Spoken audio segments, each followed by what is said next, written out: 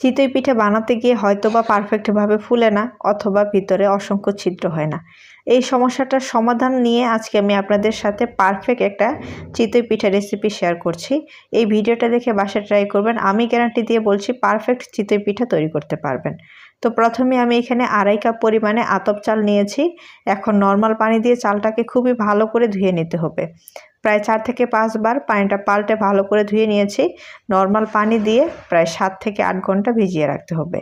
8 ঘন্টা পর একটা ব্লেন্ডারের জারে চালটাকে নিয়ে 1 কাপ পরিমাণে ভাত, 1 চা চামচ লবণ আর 1 কাপ পরিমাণে পানি দিয়ে ব্লেন্ডার করে নিতে হবে। এখন একটা বোলে ঢেলে সেখানে আবারও পানি দিয়ে 1/4 চা চামচ খাবার সোডা দিয়ে খুব ভালো করে মিশিয়ে নিতে হবে। এইরকম পাতলা একটা মিশ্রণ তৈরি করে নিতে হবে।